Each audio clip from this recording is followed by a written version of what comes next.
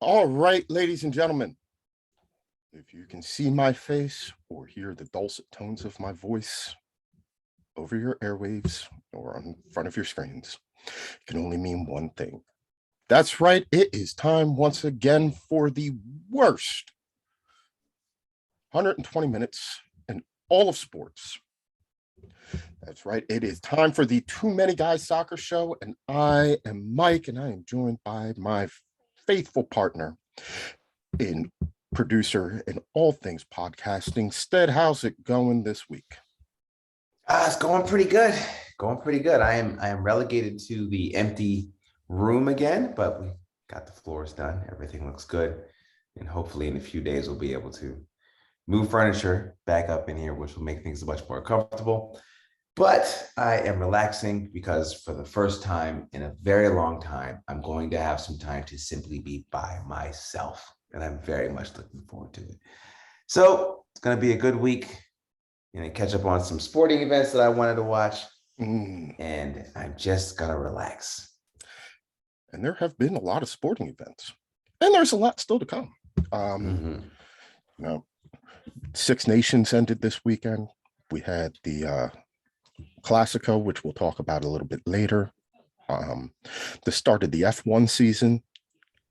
Ferrari with the 1-2 finish in the Bahrain Grand Prix. I'm not a big F1 guy. I'm not, and I like racing, but F1 and I is just not really. I find F1 to be, I don't know. I don't see a whole lot of change in the order from when they start, and I don't know, because maybe it's also because I won't lie. I actually do enjoy watching some NASCAR, and maybe it's from my 11 years I spent in North Carolina has made me into one that actually seems to find that a bit more on the chops of my racing acumen. But yeah, F1 is not, I guess maybe that's one of those Europe things that I'm like, that's y'all Europe thing. I have found that people who like NASCAR don't like F1. And people who like F1 don't typically like NASCAR. Right. And I can understand very much why. I have this conversation with my friend a lot. And we talk about, who's the best driver out there. Could Lewis Hamilton, who's recognized as probably the best F1 driver of all time, come into a NASCAR race and compete? And could, Dale Earnhardt or Tony Stewart, who did drive open wheel for a long time and had a successful open wheel career. So I don't want to diminish his skills racing open wheel. Or Jeff Gordon come into F1 and race effectively there, right? And, F1 is so much more about like the machinery and managing the car than a NASCAR is. And I get it. We've all seen Days of Thunder where he's like, ain't nothing stock about those cars, right? We all know, like, the better the team, the more money they get. If you have to have a partner, you have these teams that have 5-6 drivers, and Toyota's giving them their best engines and the advantages that like a Joe Gibbs Racing has over Bubba Wallace, who did finish second in the Daytona 500. Yeah, but he's racing for Richard Petty, who's still not as a team owner. Actually, I think Petty's he left. Not been. Did he leave Petty? He may have left Petty. He left Petty. He was racing for Michael Jordan actually last year, and he was really struggling. But he seemed to be able to get a run on. But he was one car on a team that was new to NASCAR, and so you look at F1 and you're right. A lot of times there isn't much movement, and you can look and expect the top teams to finish in the top places. And Williams at the bottom of the grid with the least technology is barely hanging on to a spot. And if there was promotion and relegation in F1 racing, Williams probably would have been relegated years ago, right?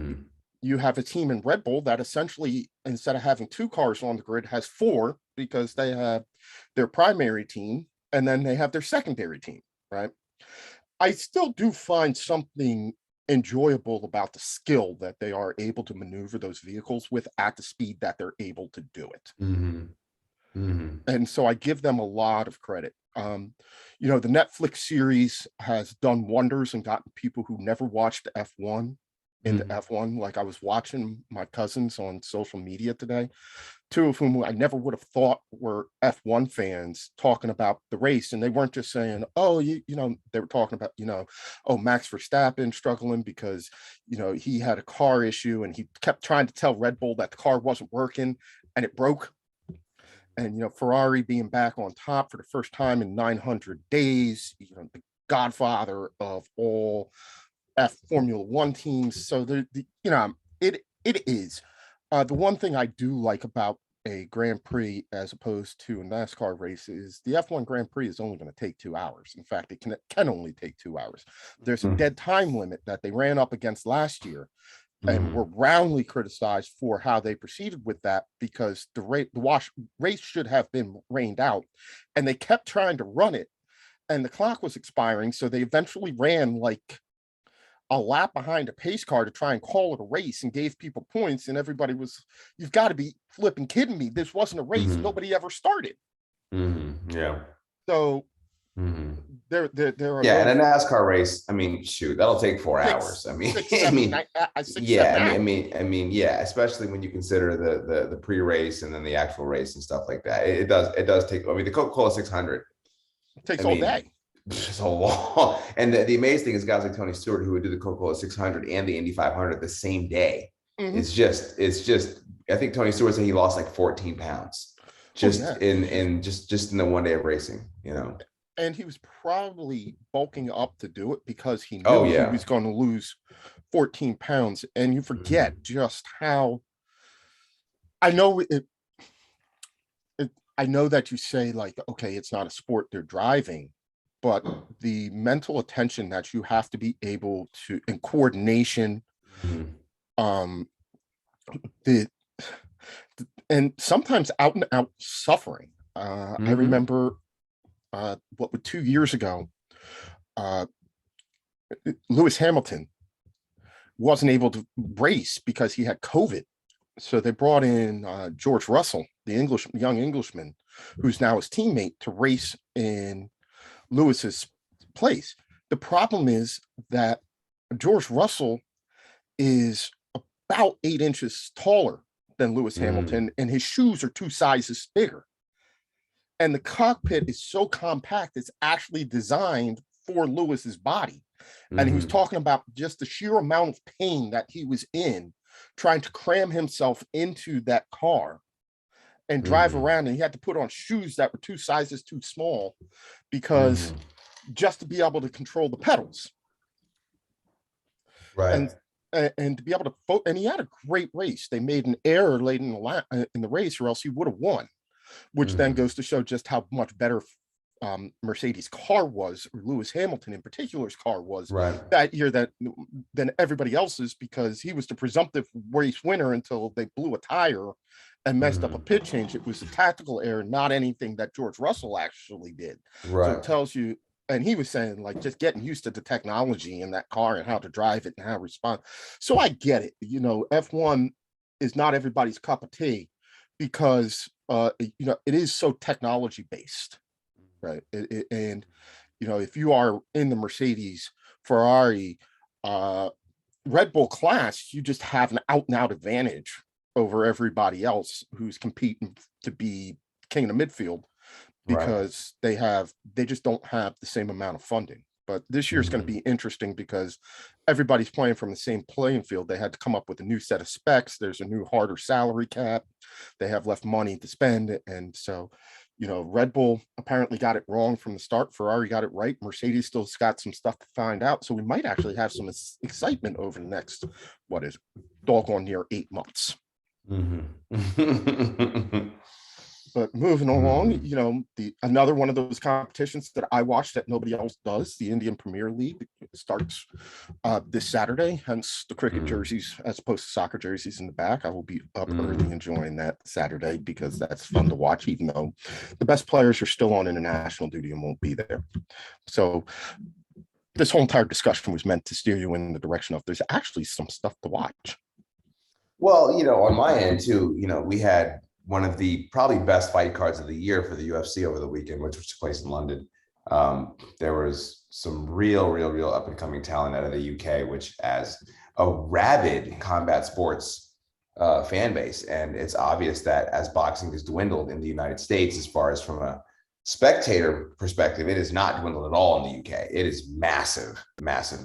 And so hopefully, I know the MMA brand is out there, so I think they're trying to get some of that. So, but hey, they got some good fighters up and coming. So this should be there's a changing of the old and coming in with the new. There's a lot of new young fighters that are making this this revolution that we're seeing is going to be much more exciting too. So we have that going on as well, and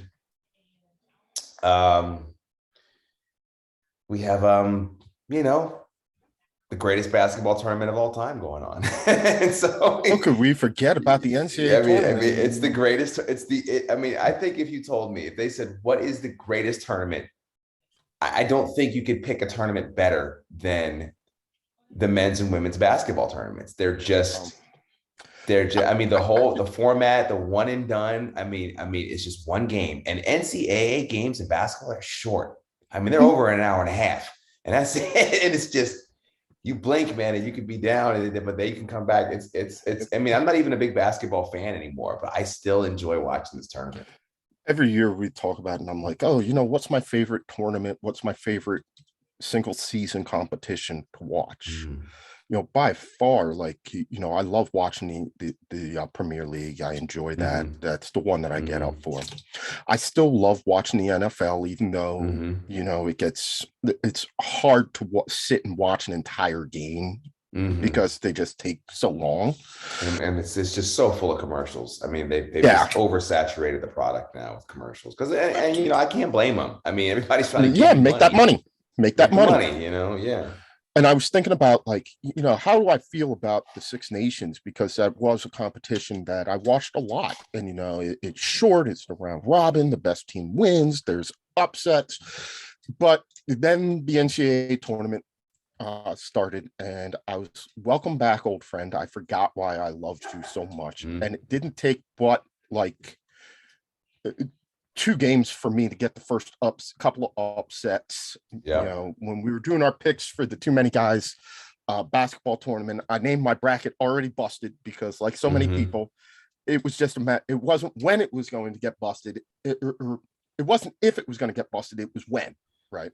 After how many games did it be busted? 1, 2, 3, 4, 5, 6. The 2 best days in sport practically are really day 1 and day 2 of the NCAA tournament. They're just, you got 16 games and 16 games. It's just fantastic. And it's just great. They're going from midnight to midnight. It is on continuously for 12 hours. And even if you don't like the 2 teams that are playing, or the 4 teams, or the 6 teams, I guarantee you can find something to watch. And look, they had the women's tournament on at a pub I was at over the weekend. That was all the games that were on. And you heard people saying, this isn't really all that great. They're saying this as their eyes are glued to the television. They're all watching the game. They're all watching the games. So there's just something special about that. It's 2 weeks and it's done. And it's great. It's great. So, I fell into the vortex. I'm not going to lie. Came down on Friday, went out, and I said, you know what? We got off of work a little early. I said, you know what? I'm going to go and I'm going to watch the Villanova game. So I'll watch the end of whatever game is on, and then I'll watch Villanova. And you know what? I'll go home right after Villanova plays. Yeah, right. The Nova game started at 2:40. It's 7:30, and I'm like, where did my time go? How am I still here watching basketball and talking to people about basketball? And talking to the guys about the Purdue game and this game and that game. So it really, I didn't watch a single basketball game this year until Thursday. I didn't watch a single one. And I think I watched 4 between Thursday and today. I think I watched at least 4, and two women's games. I watched 2 women's games as well. So I think we need to change I think we need to change a couple of national holidays, right? Yeah, they need to just, first of all, the first weekend, they need to just say, you know what? I think the productivity lost is just astronomical on Thursday and Friday. They need to just cancel, just make them holidays, and because all the money goes to the pubs. Yeah, and Super Bowl Monday and the first 2 days of the NCAA basketball tournament need to just be holidays. Well, I mean, either that or liberal leave. Well, I already know, NFL's pushing for 18 games. They're going to get the 18 games because the NFL wants that Super Bowl to be on President's Day weekend. That's what they want. And they're going to get it. They've been talking about this for a decade, and they're going to get it because all they need is one more week now. You get one more week, and boom, you're going to see Super Bowl Sunday is going to be February 20th or 19th or whatever, because that's usually when President's Day weekend falls on, which is bad for me because that is my wife's birthday, and we're usually traveling that weekend. So my ability to watch the Super Bowl may be hampered. And maybe not, though, because my wife's a bigger football fan than I am. So she'll probably figure out a way to watch it some way, shape, or form. While we're doing this, we should welcome in our good friend Larry, because I know that he's a City fan, but I also know that he's a huge football and basketball, college basketball fan. If not a huge one to watch the sport, he definitely loves the NCAA tournament. And as a Steelers fan, you've gotten to watch your fair share of Super Bowls. Larry, should we make Super Bowl Monday and the Thursday and Friday of the first round of the NCAA tournament national holidays? You kind of said it perfectly. The productivity from workplaces is slim to none. I mean, they've even got the websites now where you click a quick button and like an Excel spreadsheet pops up whenever your manager's coming. Larry, do you have to hit the boss button when you're at work since you work for yourself? Believe it or not, I do not have to worry about that anymore. I got a nice TV set up, and I get switching to the games, and we have to give our ratings to those channels that finally get some action during these first couple weeks. Like the True TVs and the TBS that don't get too much right now. But so I know you and your business. I know you and your business partner very well. Is there an office pool?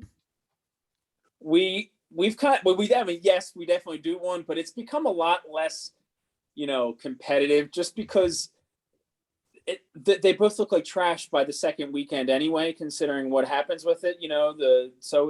We're more or less seeing who could do worse, or by the time but we have fun with it. It's just there's a small little pool going on. So, and I'm assuming that for both of you, the games were on pretty much the whole day. Oh, absolutely. Yeah, I mean, we're talking to each other from other offices, like turn on this game, turn on that game. It's definitely, it's a lot of fun for the first couple, especially that first Thursday and Friday, whenever there's 4 games going on within a half an hour, and then it just goes till midnight. It's fun. Whether you watch it or not, it's enjoyable because everybody gets into it, because you set up the pools, they make it all easy. It doesn't matter who you are, you can have fun watching it. So it's a good time. Like, I don't know how many tournaments I've played in where the person who won was, a guy who's really into it, and he's got all of his spreadsheets and everything. He doesn't actually win. It's his wife who threw in a bracket, who picked the team who had the best colors and mascots, and all of a sudden they end up winning $600. That's the person who usually wins these things. I did one year though. Just real quick. I did a bracket for my classes at school, and I had one student. This is the year that UConn went on that crazy run with Kemba Walker, where they were seated very lowly in the Big East tournament, and they just didn't lose again for the rest of the season. He picked the entire bracket, that one corner that UConn was in. He picked that whole bracket correctly and finished in the top 5,000 in the ESPN bracket challenge. Never seen anything that close since then. So that was pretty amazing by an 11-year-old. Yeah, I don't mean to one up you here, but it was probably about 20 years ago. I went on the ESPN back then. It just made it so easy. You just fill out a pool. Well, I filled out a men's, who I was following quite extensively at that time. And I also filled out a women's pool. We were up at Penn State watching games. I ended the tournament number 80 in the entire world in the women's. in the women's bracket. in the women's pool. I was picking 14s over 3s. I mean, I didn't care anything. I'm rooting on the Lady Vols and and UConn. Yeah. And it was insane. I mean, I got a bunch of the women's pool is actually, there's less upsets in the women's brackets right back then, but 80 is 80 is 80. That's amazing. Yeah, 80 in the world. 80 in the world. I randomly picked them. Yeah, let's go with that. That 12 over that 5, that 13. Yeah. It was fun. I didn't care about the men's. It was a good time. Yeah. My That's contribution to this is there was a legendary basketball coach at Princeton by the name of Pete Carrill. If you're a big college basketball, Pete Carrill. Everybody knows Pete Carrill. Apparently, though, when it came to the NCAA tournament, it was his wife that always won. And they said for like 15 years straight, Pete Carrill's wife won the basketball pool. So, all right. Well, Larry, we actually are here to talk about something redeeming and football related. Interesting week, interesting couple of weeks for City. Last week, Monday, we had that draw against Crystal Palace. The earth is collapsing, everything's doom and gloom. Liverpool have pulled within 1 point in the title race. Momentum is all in their favor. They follow it up with, a 0-0 draw in the Champions League. Okay, not that big a deal. We can survive this because we're already through. I wasn't too worried about the Sporting 0-0. Nor, I mean, what you were through, it was what it was. We saw some young kids getting their debuts, which was good. I was glad to see that. They played a sound game. I mean, you could just tell they didn't have the intensity. I don't like that they didn't have the intensity. As a fan, I'm sure Pep wasn't happy about that part of it, but you can't really come down on them too hard for that. I didn't know who I feared more about in the FA Cup getting the draw, Liverpool or Crystal Palace or Chelsea right now. I mean, the way that City is played, you just don't know what team's going to show up. And I mean, I don't know. I'm going to be a nervous wreck for the next couple of weeks, and I'm not going to deny that. Well, so you went on, you made it into the you advanced in the FA Cup. Now we got to draw against Liverpool. All right. The last bastion of hope to prevent Liverpool from winning the quadruple may be Man City winning the treble. And Atleti in the Europa League. I think, though, that we have, as you said, we've come to this point that Stead and I have talked about for years. And this is that point in the season where, we get into late March, early April. The games are going to start coming thick and fast for Pep. And the competition gets very acute. Again, he's sitting at the back end of the season, still in 3 major competitions, but facing, challenges on all the remaining fronts.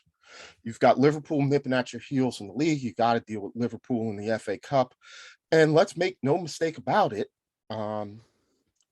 In Madrid, Diego Simeone, who has knocked Liverpool out of the Champions League and Manchester United out of the Champions League in the last couple of years, is definitely licking his chops for a shot at Pep and this City team. What's he going to do, and where are you the most scared, if there's any one place, or is it just a feeling of general anxiety as we go into the business end of this season? Well, coming towards the end of the season, it's just general anxiety, but Pep's always put the Premier League very, very high up. I honestly do believe that is his number one goal. I know the owners, the Champions League is their number one goal. Don't mistake that as me saying that Pep doesn't care about Champions League. He wants to get that crown, for Man City, wants to leave his legacy there more than he already has. The FA Cup, I can see him, he's still going to put out a strong team because he always does. I don't know how that's going to end up.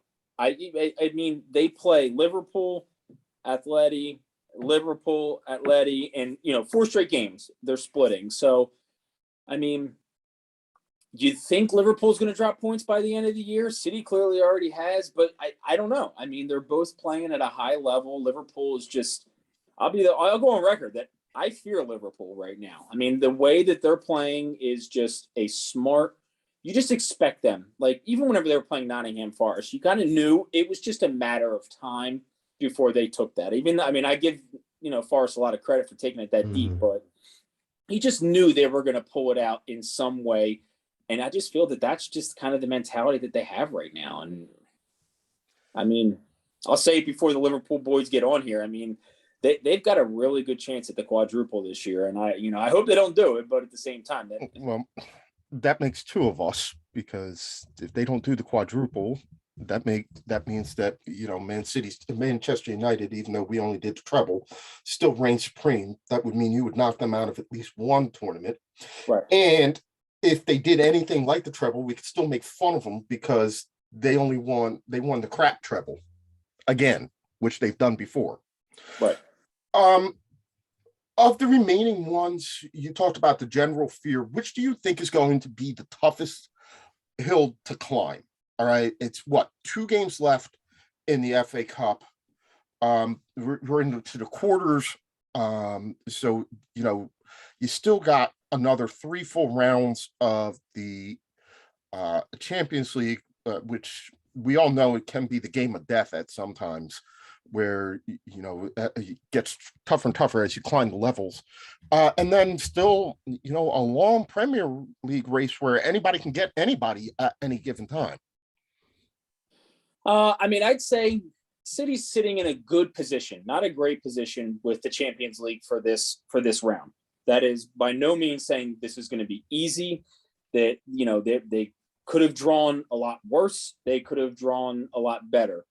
I think that I probably would put the most anxiety on the Premier League right now, for at least for this round. They asked me if City makes it through the Champions League, to the semis. Ask me again, and we'll see who they draw up against. But right now, just because of the momentum that Liverpool have, it's the Premier League. I mean, the FA Cup, I'd love to see City win it just to prevent right off the bat Liverpool from that quadruple. But to me, Champions League is the priority this year, with Premier League a very, very, very close second.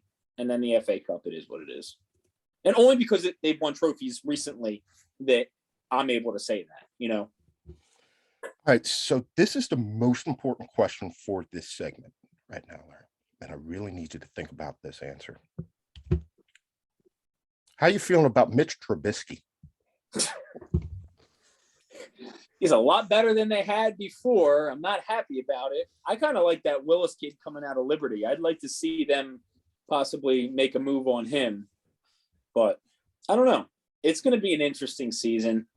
I don't know. I mean, I look at like the Colts who just got, who just picked up Matt Ryan. I was talking to my business partner today, just saying like, wow, how many quarterbacks have they gone through recently? But then I looked around the league and it's like, there's a lot of teams like that where I've been spoiled for the last 17 years of knowing I have one coach, I have one quarterback. I mean, I'm hoping that they find another guy soon that they can kind of be their franchise guy, but we'll see. But what's your guys' opinion on Holland? Is he coming to City, or is that just all paper? I think that he has. It's one of those rare things where it's like money and resources meet need and perception. And I do think, because he's grown up in a world where City have been a legit relevant championship winning team. They have a clear need for a striker that plays in his style, and they have the money and the resources worldwide to give him the likeness rights that he wants. So I think it's I think it's a fit, right? I think that it works. They have the position for him. We saw them go after Harry Kane last year. That didn't work. It's a much easier transfer to sign this year because of the buyout clause. Now, the question is going to be, what will he want from them? Because I do know that one of the sticking points for them, and it should be, is that he wants a buyout clause in his contract.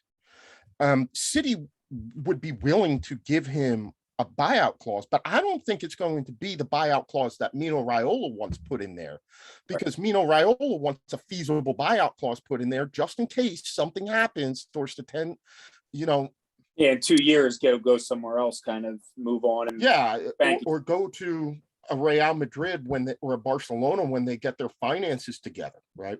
Right. And there is that thing about that. And the big unknown with City is going to come into play with this is we know Pep has a firm end date. Yep. And it's like the new recruits for Duke come to play for Mike Krzyzewski, right? You must really want to play there if you're going to go, knowing that the coach is coming, knowing that the coach or you're one and done. Or you're one and done, right? Yeah. So, does he sign a deal with City with a buyout clause that drops after 24 months to something in, the 150 to 200 million pound range, right? Which would be reasonable. Like that would give City back the money that they shelled out for him in contract, image rights fees, and everything, and a little bit of a profit. Right. And say that way we know and we can survey the landscape when Pep leaves, right? But as far as do I think that he would sign for City, there's no reason not to at this point in time. He fits the mold of what City wants. I think he wants to play with Pep. I think I don't think Liverpool have enough money to get him. I don't think that Real Madrid have enough money or the space to get him, right? I don't think that. Yeah, you're saying. Yeah, I don't think that Real Madrid have to walk a fine line in their recruitment process by bringing in people, because you don't want to piss off Karim Benzema, who's been a legendary figure for that club and has been so key to their success, and force him out before he wants to leave. But then where do you get the money and the playing time for Karim? We know Barcelona doesn't have the money. I don't care what they say. They don't have the money. And then the other teams are just also Rands. Why would he want to go? Like, you've played in Germany. Why do you want to go to France? And no disrespect to Man United, but they've got much bigger problems than Erling Haaland, right? Yeah. Like, I mean, they've got so many other problems. Like, why would you, if you're him, want to get involved in that? And Mino's still upset over Pogba. I don't think he's going to recommend any of his players to go there for right now. So, in my humble opinion, yeah, I think that you see that transfer announced shortly after the season ends. And as painful as it will be as somebody who's not a fan of Man City to see the rich get just a little bit richer, that's from the fans' perspective. From the analyst perspective, and I don't know what you have to say about this, that it just seems like too good a fit for it not to happen. It's one of those things that, sadly, to admit, it makes too much sense. And we talked about probably the unsung hero that Karim Benzema has sort of fallen into, and it's sad that he really hasn't gotten his just due, but he's getting it now. But yeah, he still has too much left in the tank for him to feel that he's in a good position with him going to Real Madrid, as well as, Barcelona, they don't have any money. If Barcelona needs Arsenal to pay some of Aubameyang's contract, and his contract is $250,000 a week, they don't have the money. And you can't see there being any other Premier League team that has the stature right now that he could go to outside of Man City or Liverpool. And, I think if you had asked me this question 2 months ago, Chelsea would have been a real possibility. Now it's not a possibility anymore. So it just seems like all signs are pointing towards Haaland going to City. Do I like that? Absolutely not. I hate it. That's the last thing I want to see is Erling Haaland playing for Manchester City. I don't even want him in the Premier League unless he's playing for Arsenal. So it's gut wrenching, but Mike, I think you said it best. It just makes too much sense. And that is what is just going to stick in my neck for a while. So, I mean, we can talk about Pep departing, but they'll just bring in some other guy who's going to be a stud coach that's going to probably get the best. Might even just ask Haaland, hey, Luke, Pep's leaving. who do you like? And whoever they like, they'll say, hey, Holland wants you to come here, and he'll probably show up. So it is going to have, it makes too much sense. It is, though, going to have an interesting effect on the team. And I think it's going to represent another rebuilding of this squad. It's not like they haven't done this before where they've rebuilt the squad. I think if you see him come in, I think that's going to start to signal, there's probably curtains for Raheem Sterling, right? And I know, and that's okay. He's had a very good run at City. He's been very successful at Manchester City. And if they want to move on, there's plenty of suitors that will love him. So, we already saw they can still get some money for him right now, too. Yeah, they'll get money for him. He's worth it. And he's worth it. He is. Gabby Jesus, see you later. He never, even though he seems to like that wing position. He does seem to like that. But sadly, Riyad Mahrez is playing better than I ever suspected he would play at City. He really is. I have eaten my words about Riyad Mahrez. I was not very. I thought they overpaid for him, and I could not have been more wrong. He's gotten better and better and better and better every season. I'm right there with you. I've said some negative things about Mahrez over the last 2 years. And it just took him some time and being able to mesh with, or just kind of knowing Pep's, and I think that's what kind of Grealish is going through right now. I think he's been horrendous, but I think maybe give him another season and we might realize, okay, I don't need to do everything. Right. There is the word coming out of Leicester. The word coming out of Leicester about Mahrez was how coachable he was. And he got a stain on him because he wanted to leave to play in Champions League, which, everybody, you should really understand. But then you're seeing how he was able to progress his game at Leicester by actually buying into the coach's system. And then he comes to City and he does the exact same thing. And he's taking his game to an even higher level. Very, very impressive. I applaud him as a player, but it shows you that he's a very, very, very bright individual who, when a new coach comes in, they should know that you have a guy that you can take and just put into your new system, give him a chance. He's very malleable and he'll figure it out and he'll still be successful. I also do think, though, and I know that he is only one person in the form of Erling Haaland, and I've talked about eliminating at least 2 people to bring him in. And that doesn't include the fact that you don't have a recognized striker right now because, Kun Aguero left. And sadly, you got to say that was the right move because in hindsight, he's retired now. There is, we've seen Fernan Torres get pushed out the door because Grealish and Foden and Mahrez and Kevin De Bruyne are all there. There are a lot of games, but they're not that many. And you start to feel as though at some point in time, they're going to have to make some tough decisions on some of these players because you're trying to cram a bunch of people into one spot. And, maybe they get a year with Haaland learning how to fit into that system. And it is going to take him a while to learn to positioning the way that Pep wants him to play. I think he will hit the ground running if he comes to City, but I wouldn't expect, even when Fernando Torres came to Liverpool, he didn't play a lot the first quarter of the season, just trying to get, and then when he did, it was all over from there. I wonder if in about a year or so, that's why I think that the Haaland signing would herald another reboot of Man City, because they're going to have to make some decisions on some of these players. And some of the players are going to make the decision for them when they see the wages that Haaland is going to get.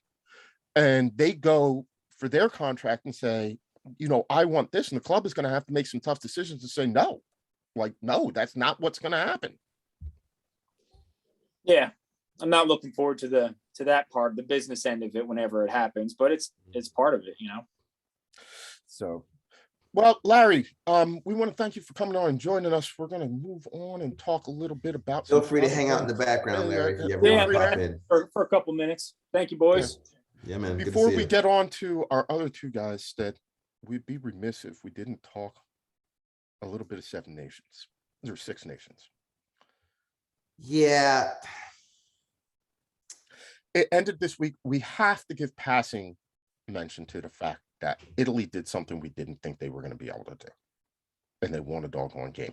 Exactly. And I'm just sitting here going, I watched Italy more. I'm so upset with the scheduling until finally Italy wins the game.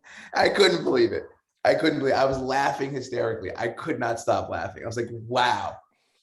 The team that seems to be shoved in my face that whatever you want to watch Six Nations, this is what's going to be on. They won. They won against, and this is the worst part.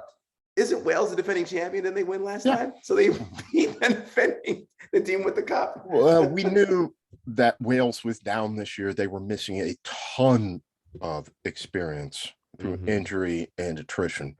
So they even went in. I do also think there was a lot of poor execution on Wales' part, overlooking the fact that they came in expecting Italy to roll over for them, and Italy absolutely 100% did not.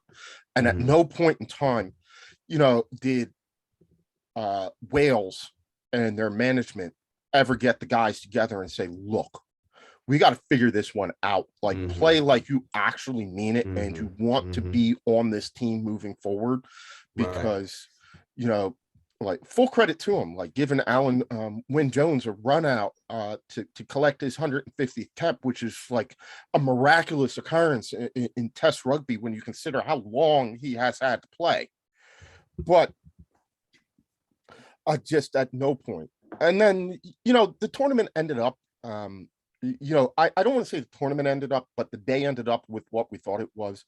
I'm going to guess Cam is happy that he's not here, because Ireland just ran over Scotland in the end of the tune of 26-5. I thought the scoreline might have flattered Ireland a lot, but Ireland didn't really do much. England only wins 2 games and scores 8 tries in the entire tournament, somehow finishes in third. It was really France and Ireland the whole entire way. Yeah, we look at the point differential too. I think, Ireland with 11 points over the third place team. And, I want to say this about Italy too, though. I still don't think they should be in this tournament, but I will give them their due, because I said this a couple of shows ago, where they've been game. They've been out there and they've been landed out. And I even said the first half against France, that was the best anybody had played France for a little while. That first half, they were the only team the entire tournament that led France. Right, exactly. And they, and as we said, France's size and experience eventually took over that game. But I'm damn surprised Italy won. I don't know. I've kind of been the Italy correspondent on the show because I keep talking about them, but for some reason, but good on them. Good on them. You're the only person who's ever watching. Yeah, but way to get at it, and way to just, you've been stomped every year. You're just getting stomped, but you still show up and you play. And yeah, I know that the discussions are out there. The commentators are talking about that during the games as well. It's like, is Italy going to continue in this tournament? Maybe, maybe not. But if this is your last hurrah to go out there with a win, even against a downside, but they still are the defending champions. You went out there and you've played every single game and you got to win. So I think my first rugby jersey might actually have to be an Italy jersey. I might have to get one. Not my first, because I have a Fiji one, but I'm still. I have a Fiji one because a family member is from Fiji. But yeah, I think I might have to get me an Italy one just to say, hey, I was rolling with y'all in 2022. I don't know why, but I was rolling with you. You also got to look the fact. I'm just the finances and the support just aren't there for them to even progress much. Yeah, the interest just isn't there either. The interest isn't there. That's okay. So That's okay. There are. It actually would help them to drop out of this tournament, right, and play in something else where they can actually win games, because when the only tournament that people are watching is the Six Nations and you're perpetually getting stomped in it, it can't be enticing to play that sport or anything like that, because all anybody sees is you losing 63-0. So the resources, the funding, the attention, it's not there. It actually might be more appropriate for them to drop down a level, get it back, get competitive, play in the United States. Play on fields that you can win on for a little bit. And everybody will say, "Oh, hey, look, we're actually good at this." And rather you than know get what? Right. And if they let come over here, Mike, you know we're gonna go watch, right? yeah. Yeah, we'll go. There's We'll not many go. teams. There's not many teams that could come over here. We wouldn't go see them, right? I think right Yeah. now, Russia is about the only team. That's true. And I'm not sure until I talk, and we will get onto this later. I'm not sure until I talk to Mike and Matt about how I feel about Georgia yet. But other than that, we're pretty good. So we're going to welcome on our good friends. They're all sitting down here hanging out, and then we'll get to them in turn to talk about stuff. But you know what? I'll be honest. I really can't pick what's going to go on next. So we'll invite Matt and Professor Matt, Chelsea Mike, and Byron Rob. And we'll see how they are all doing. Gentlemen, good evening. How y'all doing this evening? Doing good, Mike. Doing good. So the Doing first great. thing, Thank you. the first thing I do want to talk about, and you guys can feel free to chime in, amongst all of this stuff, fight cards, rugby, NCAA tournament. Our brackets have all y'all's brackets have not been busted because Villanova is still alive. I am the only Villanova alum on the panel right now that did not pick them to go to the Final Four, and I will happily eat my words if that is the case. But never bet with your heart. In fairness, though, I pick Villanova as my champion every year, so I'm a little bit of a homer. And the sun does shine on every dog's ass every once in a while, says Matt. Says Acts, chapter 14, verse 8. I've been right twice in the last 20 years, so 10%. I mean, that's pretty good. There you go. In amongst all of that was a Classico. And I want to make sure that we talk about this because that I feel like we downed Barcelona early, and we questioned Xavi and we questioned Barcelona, and we made light of the fact that, hey, this is a team that may not even this is Barcelona and they may not make it into Europe. Granted, he had the benefit of some additions that Ronald Koeman didn't have. It is wholly, in my opinion, unfair to say, well, if Koeman had Aubameyang and Adama Traore, he would have been in the same position. A, you would have had to coach him up. B, that would have been impossible because it would have required him to last it more into the season so that they could actually get them. But he's brought a team up from 9th to 3rd, and then probably the biggest statement of the season. They went out this weekend in the last Classico and absolutely throttled Real Madrid to the tune of 4-0. Now, granted, Carlo Ancelotti made a tactical mistake in how he played. Benzema was not healthy, and rather than try and find anything that resembled a substitute to play at the top of that formation, he kind of went in with this weird thing that had like Luka Modric at times, and Toni Kroos floating in and playing center, an attacking role, which is not what they're good at, and it just gave Barca all this space to pass through. But go for it. Keeping Benzema out was a huge issue. Oh, he was injured. But well, understood. But tactically speaking, though, you got. I heard this somewhere. I'm not sure if this is 100% accurate, but the 3 times that Real Madrid have not scored in the last 10 games were the 3 times that Benzema didn't play. So what he provides that squad is very, very, very significant when you consider that. I think probably more significant than anybody probably thought of going in. I think I didn't see this happening at all. I just wanted to say, though, that you have to prepare for your star player being injured at some point during the year. And it sounds like either he overthought it or didn't think that it was that, or just thought this was his chance to try something new. I found it very odd. I don't think anyone was expecting Madrid to go down by 4 at home. And I believe Barcelona has done that on multiple occasions, has thumped Real Madrid at home. But also, I'm going to give Aubameyang a lot of credit here, a lot of credit. He clearly just needed to get out of Arsenal. There was obviously just a geographic issue with being in England. It just didn't work for him. The reason why he was having so many disciplinary issues is because every chance he got a chance to leave, he did.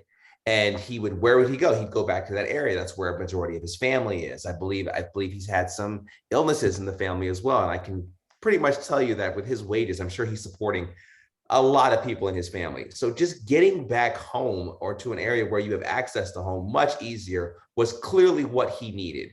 And I also applaud his professionalism, because he could have had every chance to just dump all on Arsenal. And he didn't. He didn't. He just said, this is where I needed to be. This is where I needed to be. And as I said during the earlier shows, I didn't think that he played without any enthusiasm or care when he was at Arsenal. He just wasn't scoring. But you can't say he wasn't trying, and you can't say he wasn't trying to put his best foot forward, which we've seen players not do when they want to get out of teams. And so that move really seems to have benefited everyone involved. It's heavily benefiting Barcelona. He scored 7 goals in 7 games for them. And he is having like a resurgence of his career at 32. Because remember, he's on the other side of 30 significantly. So in that end, I think there was a lot of perfect storm things occurred this weekend, which is the reason why this happened in the manner that it did. The Benzema injury, Ancelotti trying to figure out some kind of new system he's going to do, because also Benzema's not the youngest guy anymore either. You have these new players that have come into Barcelona who have really bought into the coach's system, and they are, they're playing well, and you have to applaud. But you have to applaud everyone involved. This is probably the one time you can say that a snap move that occurred so quickly from you have a guy being suspended and kicked off the team and move your captain's armband and then get out of here, to having that benefit everyone involved. So it's almost like Arteta knew talking to Aubameyang, he was like, you just need to go back to Spain, because that will be best for you. Just go to Spain and I'll help you get there. Well, I think one of the issues, and before I release the hounds, so to speak, remember, this is still a deal that needs to be sorted out long term. And as much as they like Aubameyang and as great as he has been, there's still a monetary issue. There's still a wage issue that needs to be sorted out. Same with Adama Traore, should they choose to keep him, right? There's a lot of players that are on loan whose wages they need to figure out. There's also a lot of older players. There's a lot of veteran players. I think Xavi has made some great decisions. Look at what he did. He played an actual defender at right back instead of giving Jordi Alba a run out for the fun of it. There's a lot of things that need to be done and figured out before we can say that this is the finished article. Rob brought up, Ousmane Dembele playing as well as he has, right? Again, under the right situation, he's a guy who has blossomed under Xavi. The talent is undeniable. We've known that for years, that he is a great attacker. He's one of the most two-footed players in the world. He fits well with that system. The problem with Dembele has been availability. And as all of our football coaches used to say back when we were playing high school football, the best ability is availability. Do you want to make a massive investment in somebody like, when you're skin tight like Barca are, when you have to figure out what to do with Aubameyang, who, let's be honest, is not going to play on $250,000 a week next year? When you have to make those decisions, like, how much can you really afford to pay a player like Ousmane Dembele, who, when he's there, he is world class. And, with him and Ansu Fati, you look and your mouth just waters with the potential. But we all know from high school physics class Potential energy ain't kinetic energy, right? Potential energy is just what's there before anything actually happens. What does this translate? If I give him what he's looking for, if I give him the 400,000 a week that he wants, and he's only going to play maybe 22 games a season for 4 years, that's money that I could spend someplace else. The allocation of resources is going to be huge here, right? And we do feel like they got, at least right now, it feels like they got the coaching selection right with Xavi. We feel, though, that I've seen this before, and it can all go pear-shaped very, very, very, very quickly, especially at a club like Barcelona. Rob, I see you jumped on, which clearly means that you have something that you want to say about this. So I had no idea. Like I wanted Xavi for this job because I'm all about the storylines, right? The prodigal son has returned home. A graduate of La Masia comes back to save his club from these trying times, and I didn't think he would come into the job so quickly, because I thought he pretty much wanted the board to, get rid of the junk that has piled up in Barcelona and say, you know what, I want to come back with a cleaner slate. And it was very brave of him to say, you know what, no, they need me. I'm coming. I'm going to do what I can. I'm going to take out this loan from Goldman Sachs, and I'm going to use that cash to do something right. And he's gotten a couple of players in the transfer window, in the January transfer window. And he's been, just like a chef, just putting these pieces together and making good moves. And, and for a while, it looked like Serginho Dest, for example, just coming from an American standpoint, he looked like he thought he was on the outs. We were like, you're not Barcelona material, all that. And then even when Xavi first came in there, it looked like Dest was going to be sold in January. And all of a sudden now, like, he got hurt, this weekend versus Real, but like he gets minutes. He's improving as a player, which is, as an American and a fan of the national team, it's a good thing, and I'm happy for it. And you got something to say? Go for it. Well, I was going to say the fact that he chose Dest to start to play that game, to start that game, shows that he actually believes in him as a defender. And I will say that I think that Dest has benefited from playing under Xavi. It took a couple of weeks, months for him to figure out what Xavi wanted from him. But he's a guy who has proven that he can fulfill roles, because ever since he left Ajax, and even at Ajax, the big knock on him was, is he as good as we think he is? What position does he play? Is he any good? Is he just a winger who doesn't score enough to be a winger, but doesn't defend enough to be an actual back? I think that we've seen him accept coaching enough, despite the peaks and valleys, to have turned himself into a legitimate right-sided defender / winger. And you've said it too.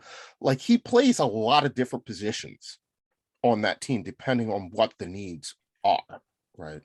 I guess you could call him, if he played in a 3-back system, a classic wing back, because he can go back and he can do the job defensively, but he can also get forward. Yep. That Xavi trusts him like he does, it speaks volumes for the player that he is. I think that he's a very valuable commodity, and he could walk into any number of teams right now and start.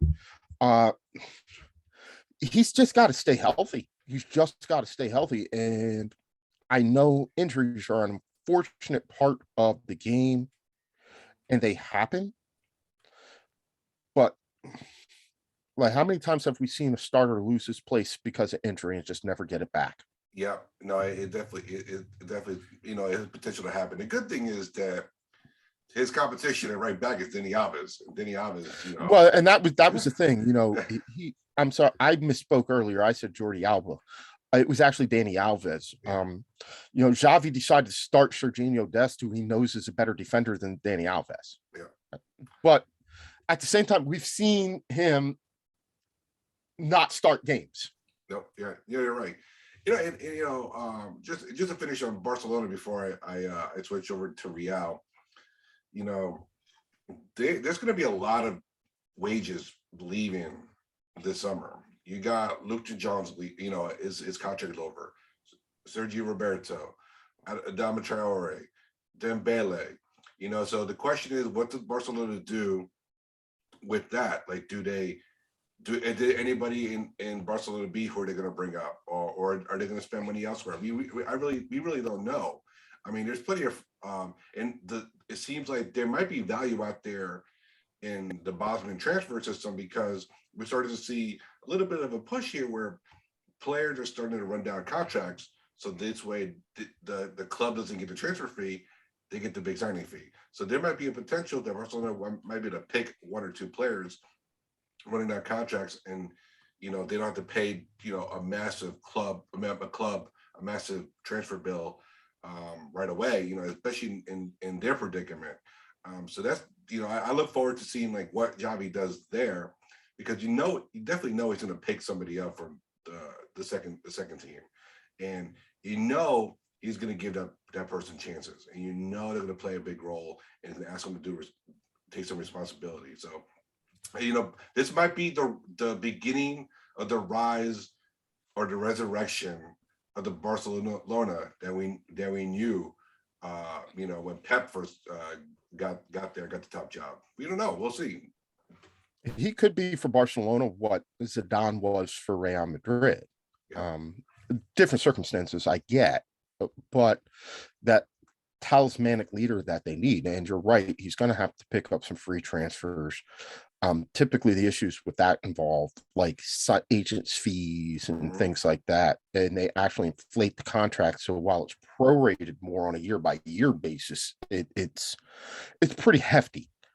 One of the names that I'm seeing floated around, and it doesn't at all surprise me given their circumstances and given his, would be Paul Pogba would be an example of a guy that you're talking about, which would make sense in a way for Barcelona. High profile, media ready midfielder coming in.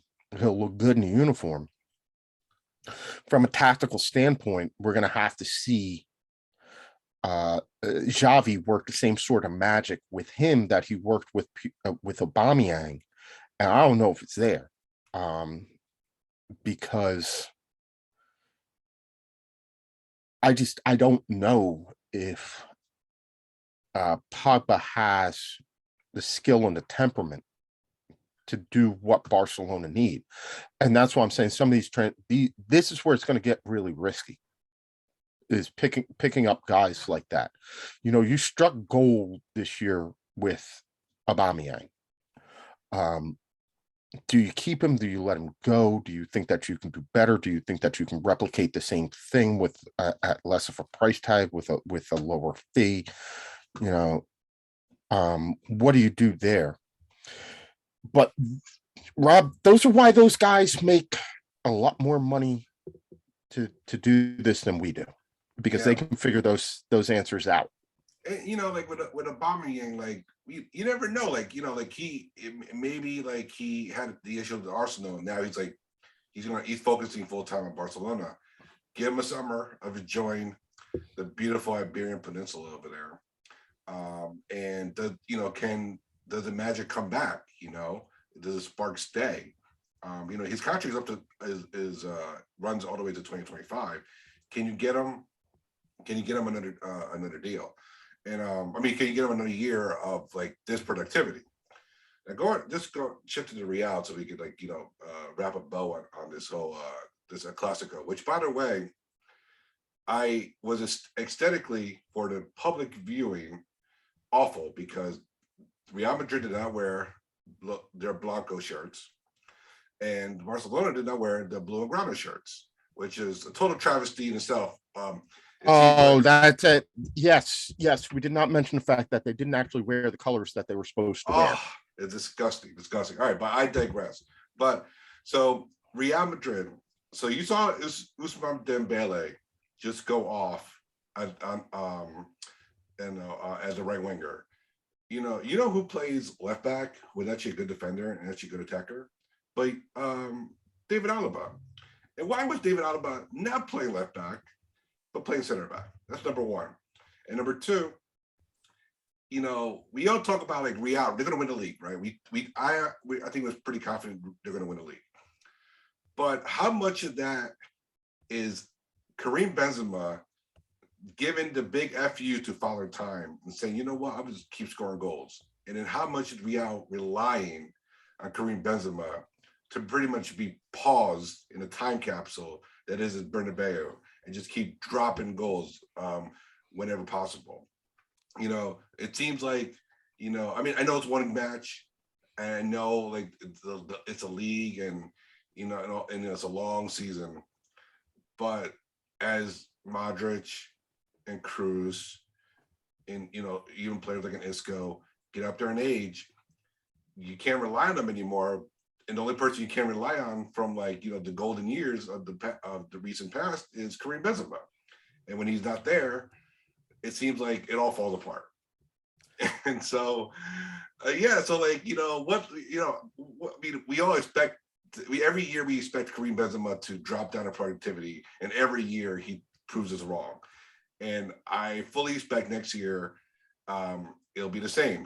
She'll drop out 20, 25 goals, but the problem is his supporting cast is getting older and older, and Real needs to find ways, and they have the cash to do it, but they need to find ways to give him some help. And obviously they got Vinicius Jr. and you got the other player Camavinga. Camavinga. Yeah, I'm mispronouncing it. My apologies if his family's listening. So that's I doubt they're listening. Yeah. Are you all right? Nobody, I don't even listen, so I doubt Eduardo Camavinga. I'm wishing, I'm dreaming over here. But no, anyways, but like they need more of that, because the cycle's starting to come, and Karim Benzema could probably play another 5 years and be top 5 in the Ballon d'Or. That's how good he is. Like, goodness gracious. Respect to Karim. And off my rants, right? Take it away. All right. So before we switch gears to all things going in opposite directions, I want to give Mike and Matt a chance to chime in on the Clasico if there was anything they wanted to say about Real Madrid and Barcelona. So Professor Matt, anything that you had to say about this particular game? Two things that were just mentioned really briefly. What was those black kits that Real was wearing? Have they ever worn black before in their history? Like, the Galacticos definitely used to wear black. okay. Yeah, they've worn black, but typically I'm used to seeing them wear black away from home.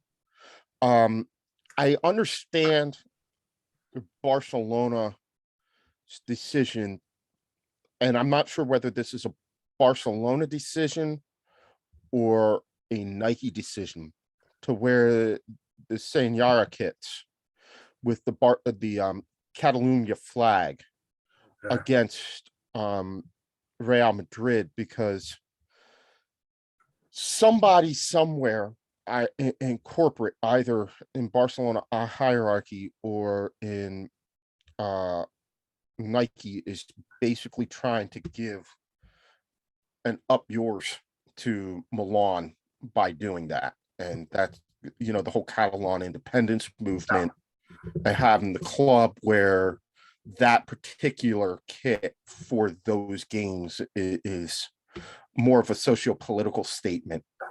I just don't know who made that decision. I don't know whether it was Nike or Barca who made the decision to dress Barca that way for that game. It clears up some of that. The other thing was, and this is going back to what Rob said, and it's not even so much the future, it's the immediate. Barcelona without Benzema don't look good. That's Real Madrid, not Barcelona. Real Madrid, excuse me. Without Benzema don't look good. They just don't. And it's the issues in the midfield. And Vinicius Jr.'s played a lot better this year.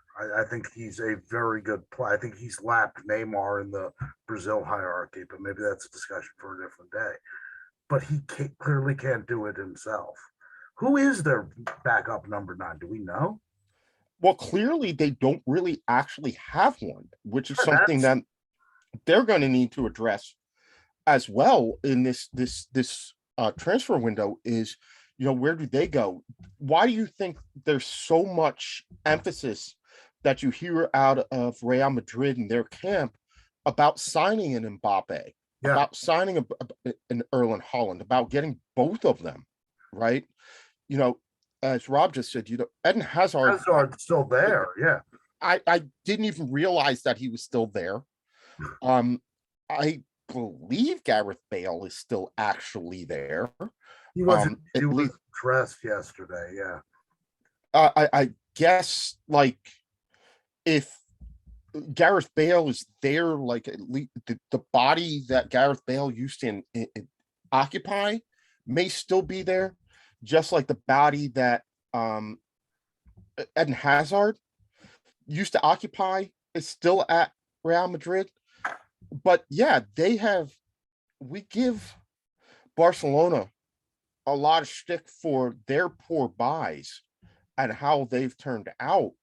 But we do need to look at, some of the mistakes in the transfer windows that Real Madrid has made, right? And I don't even want to call Gareth Bale a mistake. I think he had a couple of good seasons for them where he was key to a lot of things that they were doing. He made a German goalkeeper on Liverpool look real stupid.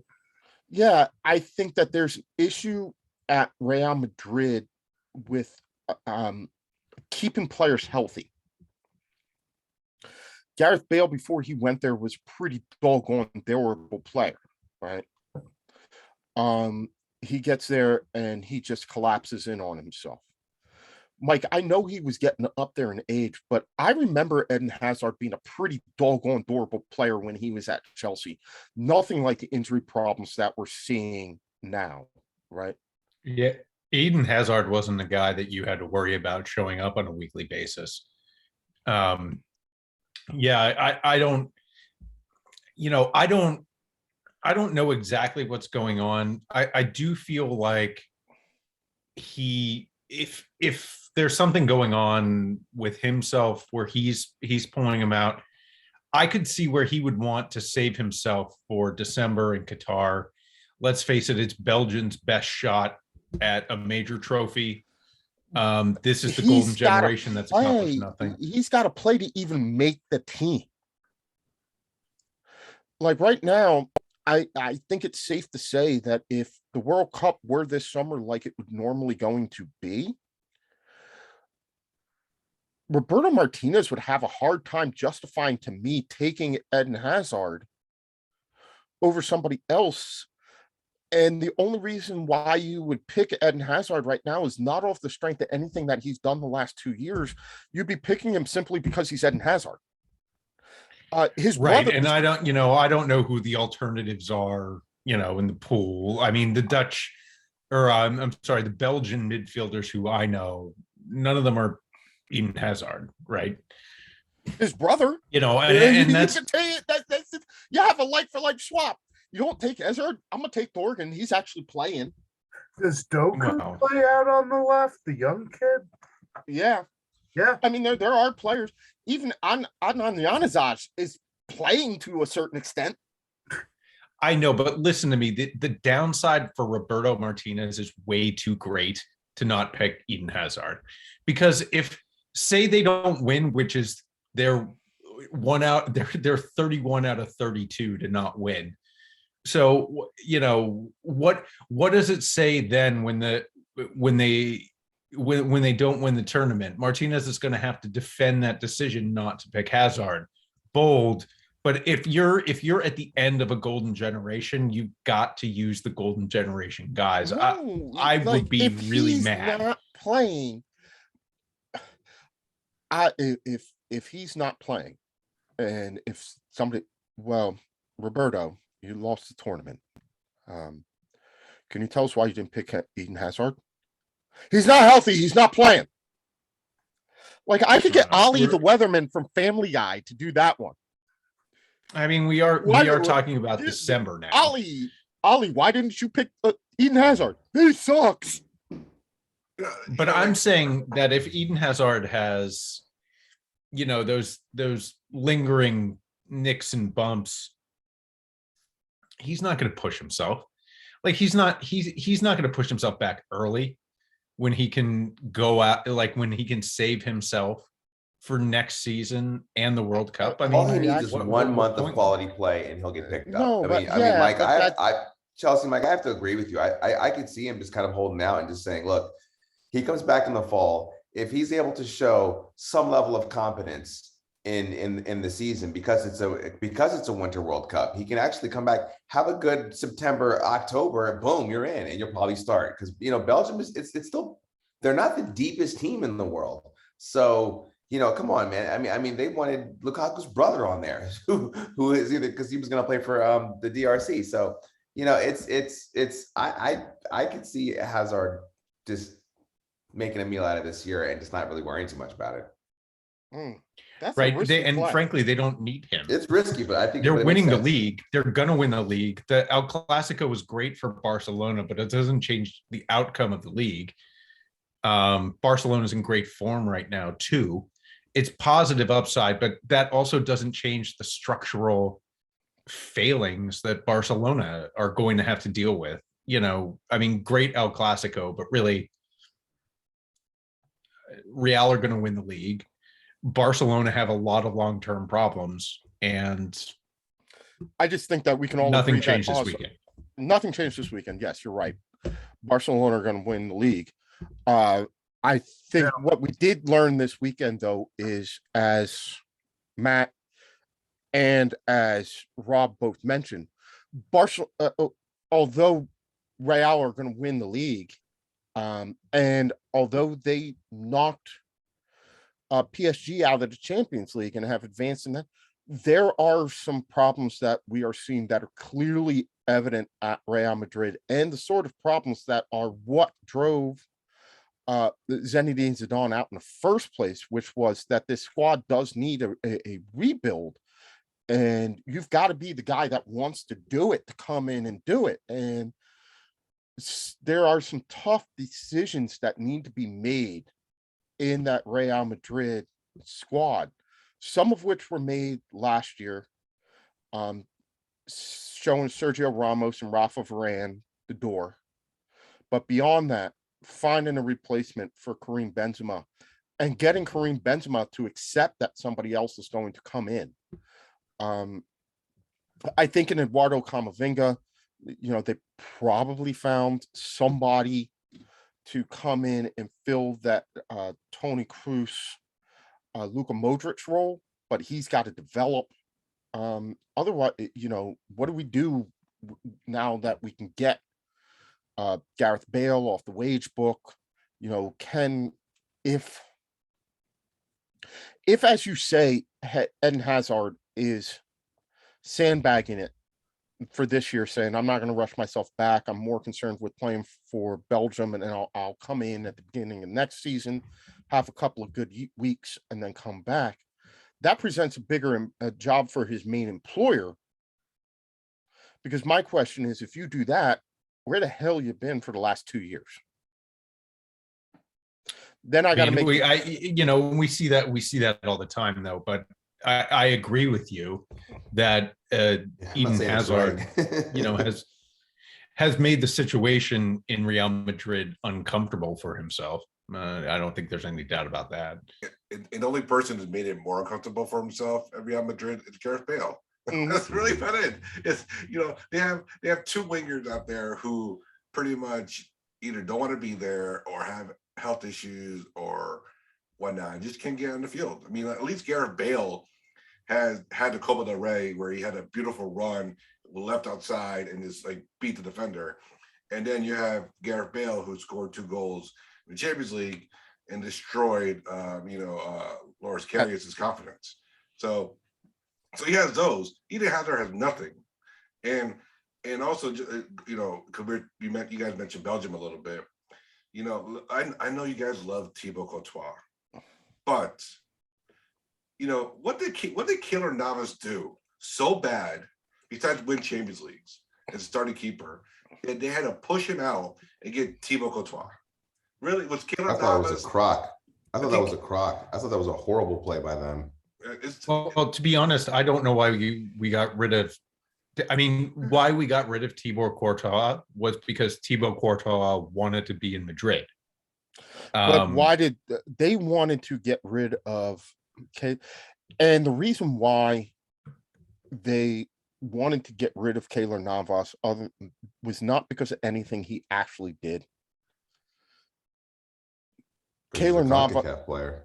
Yeah, he was a CONCACAF player, and he was not a signing, right? He was a guy who inherited the job because Iker Casillas left, and they jacked up the transfer getting David De Gea in, and didn't pull that off.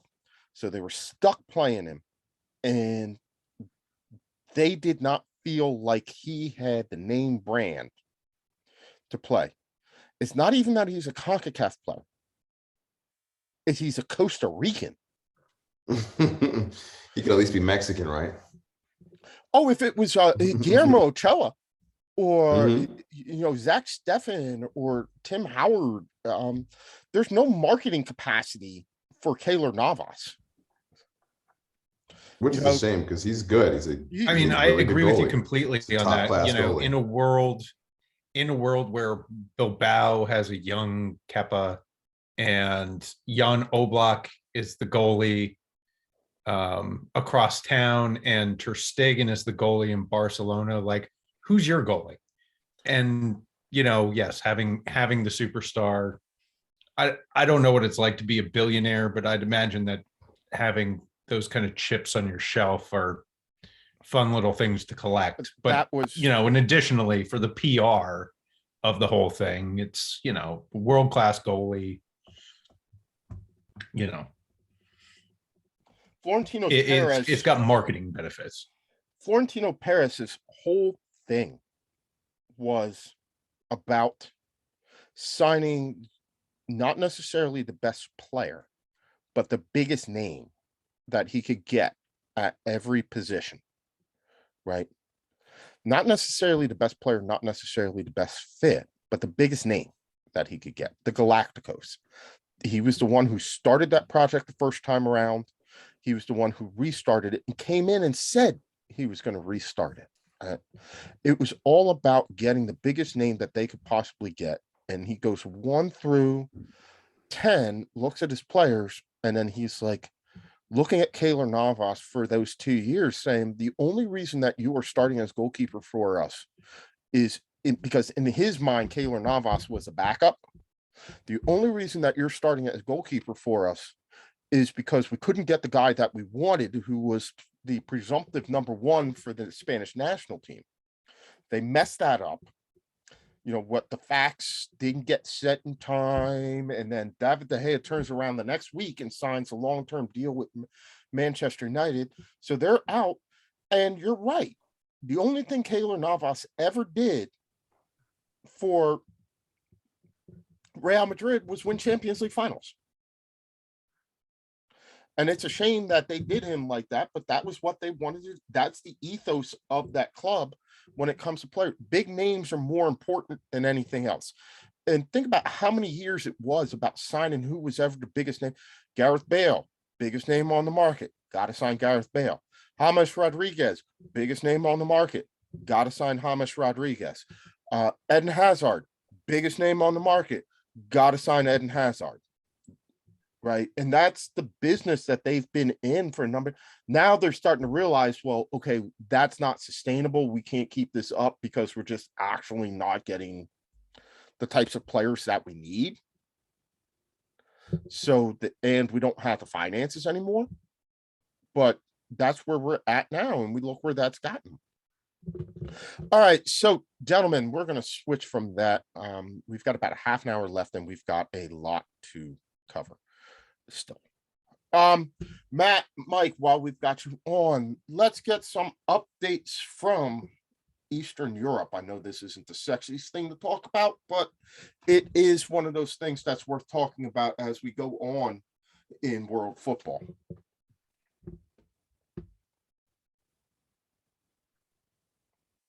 All right, what are we talking about, Matt? Well, I have 3 talking points down in my notes.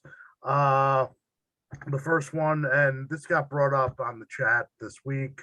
I know, Mike, you had a couple things to say. Artem Zhuba, formerly captain of the Russian national team, and maybe not captain of Zenit for all that long, has finally spoken and officially refused a call up for. Granted, he refused a call up for a national team, which is probably going to be playing friendlies against the likes of Kazakhstan and Uzbekistan in the foreseeable future. But he nevertheless refused to call up and was very explicit why. And it's a, act of dissent in regards to the current conflict. It took him a bit of time to, say something. It took him about 2 weeks. But he, like a lot of Russians, is of mixed parentage. His father's side of the family is Ukrainian. They're actually from the region of Ukraine where part of my family's from. And his silence in the first 2 weeks, it didn't necessarily bother me because you have to think, what's going through this guy's brain at the moment? He still has family over in Ukraine, yet he, since 2018, has effectively been the face of Russian football. So this was a really positive thing, I think, to see and to hear. And I was wondering sort of what, if anything, was going to be the consequences. I think we saw a little bit of it this weekend. I haven't been watching as much of the RPL for obvious reasons, but I still tune into 1 or 2 matches a weekend. He was firmly on the bench for Zenit this week, and I wonder how long this is going to be a trend. They do have some younger guys. The mantra might be, we're phasing him out. But you have to wonder that, a guy who was the captain of the biggest club, not just in the RPL in the last 10, 15 years, it's the club that Vladimir Putin and Vladimir Putin's money has built. Zenit, before the early aughts, were not really a big team. They were actually the second team in that city for a good chunk of the Soviet period. You have to wonder if maybe, just maybe, he's being pushed to the sidelines. Mike, you wanted to. I mean, I would not doubt it for a second. I mean, the way, the sort of political way that's emerging in Russia is very reminiscent of the old Soviet times, and what, and more like the Brezhnev Soviet times than, we're going to go kill everybody. Mm-hmm. It's more just kind of like, what we're going to do is take away your life and livelihood, make everything really uncomfortable for you, and then just push you away. Yeah. It wouldn't surprise me if that's what they're doing with Zhuba. Keep in mind, Zhuba made a very outspoken statement against the Russian Federation. He claimed his shared heritage and he decried the war overtly. I mean, that's a big statement to make. And I'm not sure who heard it in Russia, but certainly certain handlers did. Zhuba is old, right? He's slower than he used to be.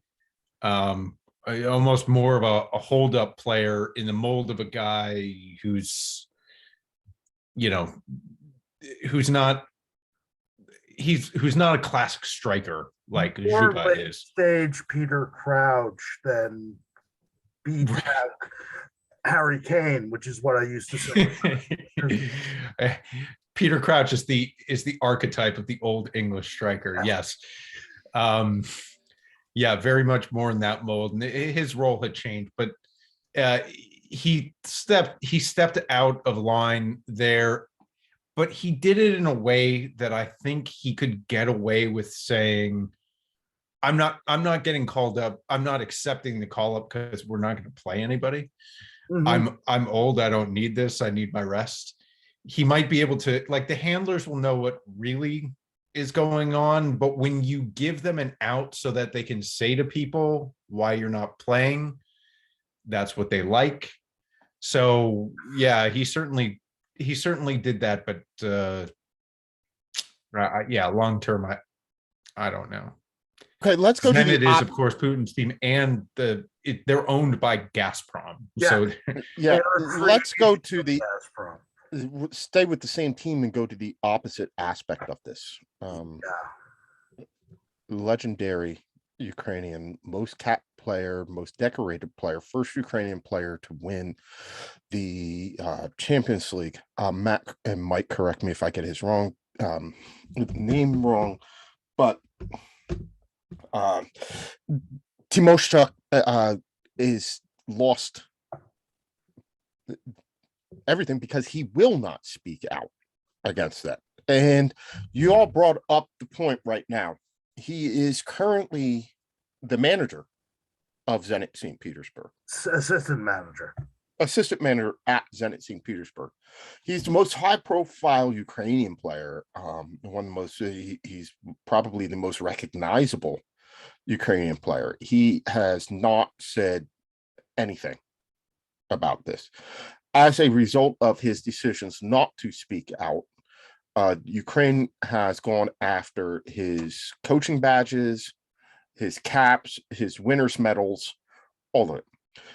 From my perspective, look, you can take the caps and winners' medals and things like that, right? That's fine. It's like the NCAA stripping championships from Michigan, or telling Stripping your Heisman, you still won it. yeah, or telling Joe Paterno that he didn't win those however 140 games that they tried to take away from him. We all know he won it. Like, look, I don't care what you say. I know Michigan made those 2 Final Fours. I watched them. I know Louisville won that national championship. I watched it, right? I know Reggie Bush won that Heisman. I saw you give it to him. The coaching badges are a little more interesting because that could directly affect his livelihood if UEFA decides to extend that internationally and say, okay, because they revoked your coaching badges in Ukraine, you have to forfeit your club badges and things like that. I wanted to get y'all's feeling on this. Not everybody's a hero, right? Not everybody's a hero. Not everybody's one who feels comfortable when you're in that situation, being the person to speak out and speak up. At the same time, and he's going to have to suffer the consequences of his actions, both internationally and domestically. At the same time, even after the Ukraine said everything that they were going to do, and there is a press release on the Ukrainian Football Federation's website that is basically stating everything that I said. So it's not like he's unaware of what I'm telling you. He still chose to remain silent. But he's also the assistant manager at a team that is owned by Gazprom and has been built by Putin's money.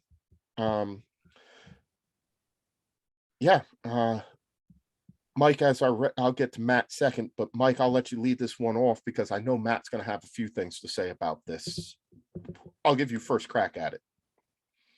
Look, I'm a kindred spirit of the Ukrainian people. I lived there for 9 months. I agree with you that not everyone is a hero, and I don't think everyone needs to be.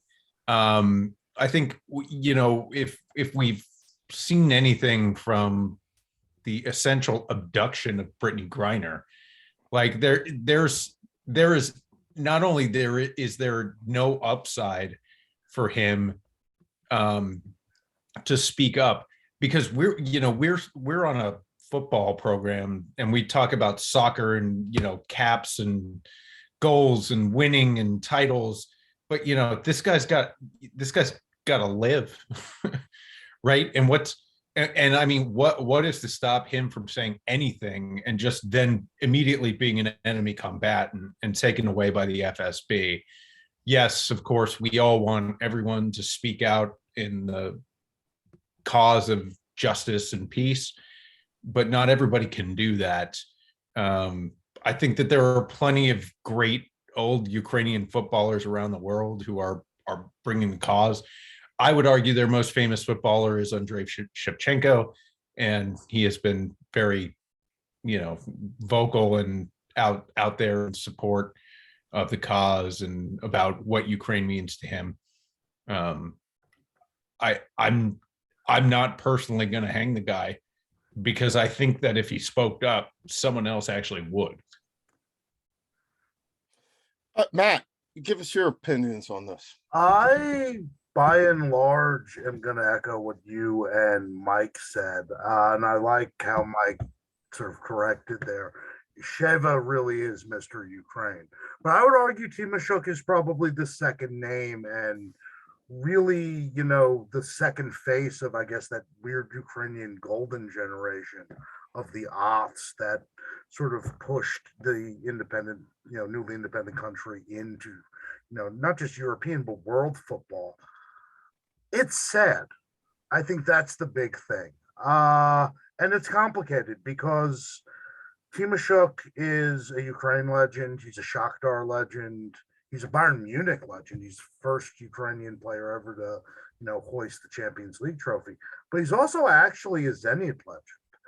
He was instrumental. I believe he was the captain on those Zenit teams with Arshavin and Sergei Semak in the aughts, the team that beat Rangers in the Europa League. What I will say, which might be slightly different, is yes, not everyone can be a hero. Opening your mouth, particularly opening your mouth in Vladimir Putin's Russia, is not necessarily the smartest thing to do. But there are precedents of Ukrainian coaches who are connected to their clubs that they were associated with deeply. Andrei Voronin, former Liverpool man, looking like one of the nihilists from the Lebowski. He was the assistant manager at Dynamo Moscow. He played there for 6-7 seasons. He didn't say anything. He just bounced. And that was enough. Just bouncing was enough. I don't expect Timoshuk to speak. I don't know what's going on. And again, he has an emotional attachment with that club. He spent a good chunk of his career there. But maybe in this instance, considering the severity of what's going on, maybe just getting up and leaving and not saying anything, maybe that might be the appropriate move. Even Artets, who was also at Dynamo Moscow, essentially did just that. He hasn't said a goddamn word. He hasn't broken his contract with Dynamo. Effectively, he has said, hey, if there is peace, I will come back. But he just left. He got out of there. And so maybe I almost kind of wish Timoshuk would have done something like that. You don't have to speak. I get it. The history of this region and of Ukrainians and Russians living in Russia, living together and, working in each other's countries is complex. It was makes this whole, topic and this whole conflict so sad. But the silence and the fact that he's essentially doubled down and it's like, yeah, I'll keep taking Gazprom's money, that does sit a little that doesn't sit totally well with me. I feel sorry for, again, like I said, the situation's sad more than anything else. So before we move on and talk some things qualifying and US related, you said you had one more talking point. I stole your second one. Give us the last one that you had. Valery Karpin, who is in theory the manager of the non-existent Russian national team. He has to have dirty pictures of Putin, right? Because he's the only man that I'm aware of that has got a raise for not doing a job for the foreseeable future, and was able to get his old job back and his salary. He formerly was the manager of Rostov. He left that gig to take over the Russian national team after Big Stan left. The Russian national team is effectively dead. I mean, they may play a couple friendlies this year, but he not only was able to keep that job through the end of the year, he got double the pay. What am I doing wrong? And he got his old job at Rostov back, displacing a totally new manager and apparently displacing their new director of football, who was brought in after he left to, reshape the club. So, yeah, Zhuba, hero. Timashuk, sad situation. Valari Karpin, gangster man? I don't know. Teflon Don? I don't know what to tell you, boss. I don't know what to tell you, boss. Ready, Mike, what do you got? My audio's muted. No, I'm with him. I really don't know what to tell you on that one. That's where Putin's bastard kids are, supposedly. Well, maybe then he's the key to all of this in the first place. All right. So we got about 10-15 minutes left. I want to make sure that I get this in before everything goes pear-shaped and we lose complete and total control.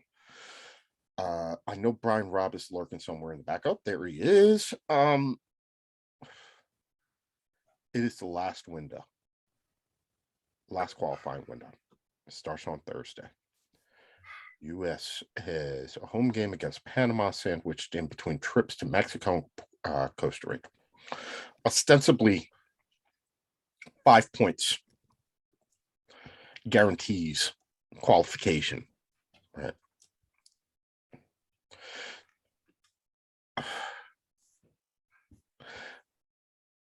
There have been dropouts. Sergio Dest is out. The center back is the question is a massive issue. Who's going to score goals? Are they going to score goals? Brendan Aronson is the latest one to take a dump. He's out. We got a attack that is going to rely on Jordan Pifok and Ricardo Pepi, who hasn't scored a goal since 1937. Matt, I mean, Rob, what are we doing with ourselves? You also forgot that the best informed player for the U.S. before he got hurt was Weston McKennie, and he's out. Mm-hmm. So the MMA midfield is now just MMA. So, all right. So I know you bashed Jordan Pifok, and I'm not. I didn't bash him.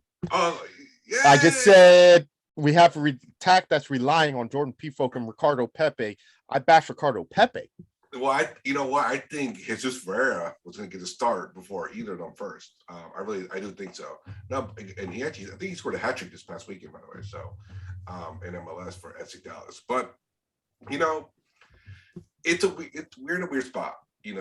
I'm going to the game in Costa Rica, right? So it could either be the worst decision I've had, where I'm going to cry my eyes out because the U.S. misses another World Cup, or it could be the most joyous occasion. All these young men who have paved the way for others before them, who have made Champions Leagues, knockout stages, played big minutes, won a Champions League. This group of players is unprecedented from an American standpoint, and they're in a good position here. So now the debate among the U.S. soccer Twitterverse is: do you try to play your best players against Mexico, or do you try, put out, a A/B/C squad and put all your eggs in one basket for Panama at home in Orlando?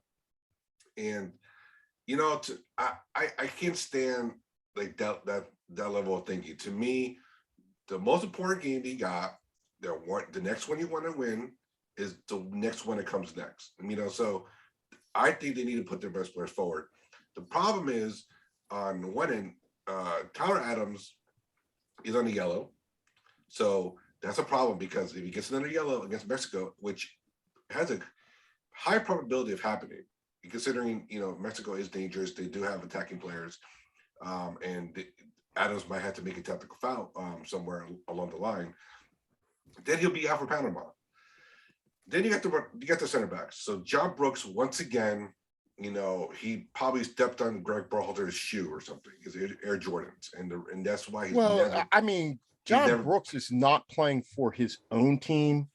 He has accepted responsibility for this. He has said, like, he understands why he is not in that lineup right now. Wolfsburg has said they're not going to sign him. His form has been off. John Brooks, we know why he is not in this team. I don't understand, though, why Aaron Long, who has barely played after coming off of a major knee injury, is the selection over Cameron Carter-Vickers, who's been lights out and done everything he possibly humanly can for Celtic, to the point where I actually think, Rob, I think this window especially told me that Cameron Carter-Vickers, as much as Greg Berhalter says, it's about this window, it's about what's in this window, it's about that, it's not about what the future. I actually think now CCV is out of the framework, at least for this cycle. So, all right. So I know you want to talk about, No, I don't. I just wanted to bring that point up. Okay. So you got two players here in James Sands and NYCFC, which, by the way, nearly got knocked out by a Guatemalan team in Champions League. They only won a goal on the away goal. And you got Eric Palmer Brown, just came out of nowhere. He plays in like Troyes or whatever. I think what is that, the second division French league. So to me, I would have put in CCV and John Brooks instead of Sands and Eric Palmer Brown. Eric Palmer Brown has gotten 2 starts in the last month, and all of a sudden, Greg Berhalter says, "You know what? I like you. I want to pick you up. You'll play." He hasn't even been called up at all. The whole World Cup qualifying. All of a sudden, he's the answer. So I'm confused. I guess the only you can say something about James Sands, where James Sands okay, well, if they play a back 3, and he also can play a little bit of the 6 as well, so that's why he's there. But then why is Kellen Acosta there? Then he's not going to play the 6. So whatever. So no, I know John Brooks is not going to be signed by Wolfsburg, but I think he's got his form a little bit. He's played a little bit, and I think I think he's good. I think he's good. Now I'm a Red Bull supporter, right? So obviously I'm a little biased here, but I love Aaron Long, and despite his Achilles tendon injury, he actually has been a good player, at least to start the MLS season. He was in December camp a little bit, kind of visiting, working out a little bit. So I think that him, including him, I think he probably would have been a starter. And maybe now Walker Zimmerman if Long didn't get hurt. Now, it's Achilles, right? But he started games for Red Bull already, so he's fit to go full 90. And I think he's a quality player. But the other moving to the front, the problem is with Christian Pulisic. Is Pulisic going to play where he's going to trust his teammates, not going to look to take on 2 or 3 players at a time, look to pass the ball out, and he's going to start? Is he going to start, or is he going to be like this bench player that he has done the last couple of windows? So it's all up in the air. I think you got to go for Mexico, and then if your B team, your A/B team cannot beat Panama at home in Orlando, then you don't deserve to go to the World Cup. I'm sorry.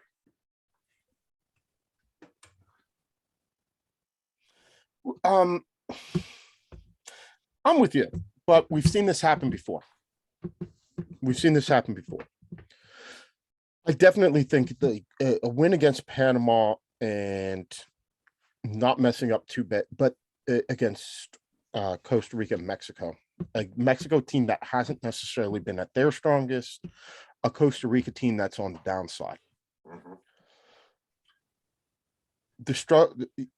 And as bad as we have talked about this U.S. team this entire qualifying cycle. Remember, they've only actually lost 2 games. Away to Canada, the team that tops the group on a very cold evening in Edmonton, Canada. And away to Panama, which was a 1-0 game in a situation where any team could, or not Edmonton, Hamilton. It was still cold. Like, it still was not warm. They're still playing on an artificial field that was extremely narrow. Canada completely gained them and CONCACAF them that day, right?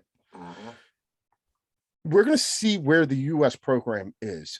And to be honest, I think that I hope that Greg Berhalter has built up this program enough over the course of the last couple of months that it is at the point now that it can actually go in. This is a team that seems,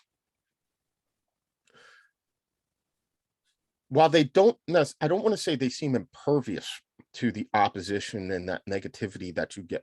They don't seem as fazed by it as other teams in the past has, right? You know, when things went pear-shaped against Trinidad and Tobago, those guys didn't seem to have the answer. Whether or not these guys play, they continue to play, they continue to do what they know how to do best. They're not scrambling around trying to make things happen and running around like chickens without their, because there's no plan, right? They seem to know what they do. The question is whether or not they can actually effectively execute it enough to get it done, right? You got 3 cracks at it this window. And even so, what is it? You drop down and you're out and you're into the intercontinental qualifying. I am fairly confident, fairly, not 100%, not willing to bet on it, but I'm still fairly confident, Rob, that I'll be talking to you next Monday about this, and we'll be in a position where we'll be talking about getting ready for a World Cup. I look forward to it because, like, you know, I'm gonna be a nervous wreck. I mean, look, all right. So I fly into San Jose on Tuesday, and Peru play their last qualifier versus Paraguay, and they're on the cusp of qualifying for the World Cup again. So that I'm gonna be a wreck from that game, and then if you know if the U.S. needs a result in Costa Rica, I'm gonna be a fucking nervous wreck.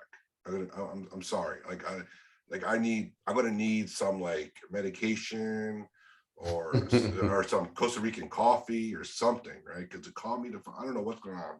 I need somebody to calm me down because it could get really ugly. Now, if the U.S. does something unprecedented and beats Mexico in Mexico at the Azteca, the reduced capacity Azteca, you know what, then, like, at this point, like, you know, you got to feel good, right? You know, so this team, I think this team can do it. I think they can take 3 points in Mexico against in that. Now, it's not going to be a hostile crowd because it's not going to be full, but it's still at altitude. But Berhalter's going to have to be really careful about what he does with the rotations. He has to make sure that, you know, you rotate the players properly. You know, around the 60th minute mark, start looking to make a sub here and there. And you have to use all your 5 subs and early. Don't wait till like I guess, well, if you have the 1-0 lead, you could like wait to sub in injury time just to, like, draw kind of waste time and everything. But that's really about it. So you gotta be smart here because there's other games to play. 3 games, I mean 2 more games, mind you, in a 3-game window. But I'm hoping for the best, man. But I've been here before. I've been here 5 years ago. Yeah. So yeah, we've dealt with this before. Yeah. All right, man. Well, thanks a lot. Man, Stead, this went by quickly. Lots of interesting conversations. And I'm glad we did. You know, it's always a good show when we don't overly dominate with Premier League. So yeah, this was interesting. I was actually really enjoying just sitting back and listening. Yeah, I was too at times. The problem is that I have to host this, and I'm actually supposed to talk.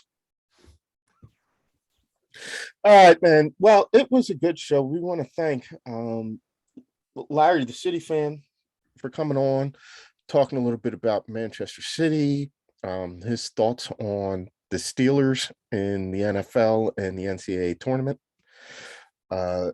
Asking some good questions about what we thought about Erling Brute Holland.